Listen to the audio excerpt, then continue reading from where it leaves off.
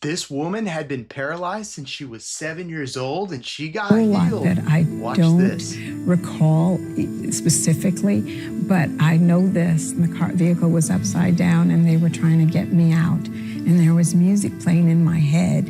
On a snowy Christmas day in 1987, Dahlia Knox was in a car with her sister and brother-in-law when they were hit by a drunk driver. I was semi-conscious. Before we go any further, 90% of the people that watch me are not subscribed, so please do me a favor and subscribe. Watch this. Then I went unconscious. And so then I woke up in the hospital. Although the others escaped with minor injuries, the crash left Dahlia paralyzed from the waist down. Doctors told her she would likely be confined to a wheelchair the rest of her life. From there on, I went through, what do I do from here now? Where do I go from here? Dahlia was determined to live her life. An accomplished gospel singer, she continued her work in music ministry, but her life was hard. I would continue to go and sing, and I would push myself, into the restroom or the shower, whatever. And then I would drag myself into the car, and I would push myself. It was one of those things where you had to drag yourself. You had to push yourself. Dahlia believed God would heal her as people prayed constantly for her. Notice her persistence in her faith. But after a decade passed with no changes, she started to lose hope. I didn't like going to altar calls because every time I would go somewhere, the service would change to a healing service and somebody would try to pull me out of the chair. And I've been plopped, dropped, flopped, and flipped, and, to the point where I was like, I just can't go through that anymore. While attending a Christian conference, she was captivated by Offense will keep you from your healing. one of the speakers, Bishop Levy Knox. It was so amazing because he didn't see the wheelchair. He saw beyond the wheelchair. He later became her husband and a major source of inspiration for Dahlia. I remember him taking me in front of the mirror at home and holding me up and just say, I want you to see yourself standing. He would take me and dance with me and just, as my legs would dangle, he would take me around. And he was one that always continuously tried to put hope and faith in me as to think beyond that, even though times I was frustrated about it. By 2010, Dahlia had been in a wheelchair for over 22 years. In August, she and her husband attended a conference hosted by evangelist Nathan Morris. The evangelist went up and he started speaking on healing and all that. Had I known it was a healing service, I have to be honest, I would have never gone.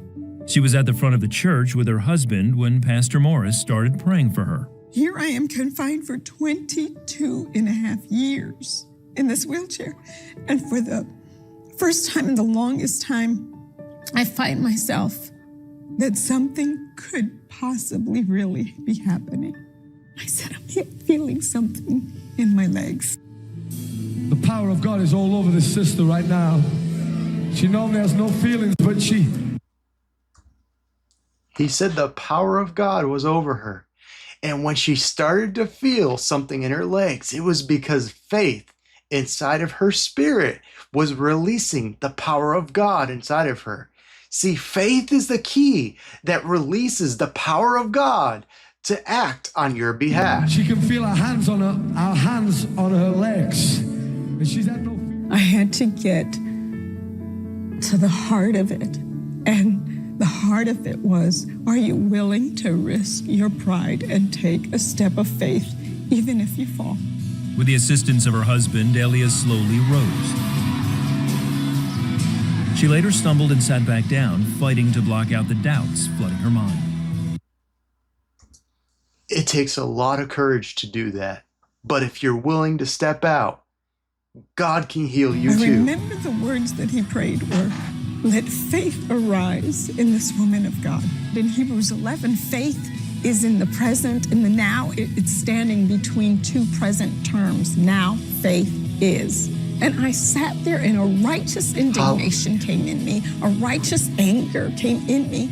I just said to them, just worship, just worship, just worship, because I wanted to drown everything that was going out. I just worship, just right, worship, worship, worship. Then her husband and Pastor Morris helped her back on her feet. She took a few steps on her own. Then, as the congregation sang and prayed, Delia started walking around the church. Paraplegics will tell you that you can move on your hips. And so I thought, was I moving on my hips? I just started moving my knees up and down, and I started bouncing on my knees. It was like the awakening. This is really happening. She began to take those steps and began to walk. It was like the word that had already been spoken, beholding the word, hearing the word, and now the manifestation of the promises of God was being fulfilled right before our eyes. It was phenomenal. It was life-changing for us. Over the following week, she says God began to strengthen her legs. 3 weeks later, she walked in front of her own congregation for the first time. Today, Delia leads worship at Living Word Christian Church in Mobile, where her husband is the pastor. She also dances with him every chance she gets. The miracle is the journey, is not the moment. It's the journey of recognizing who God is. If he would have never healed me, I would still be pushing through to get into his face. Because it's not about the healing, it's about... Notice how she said that.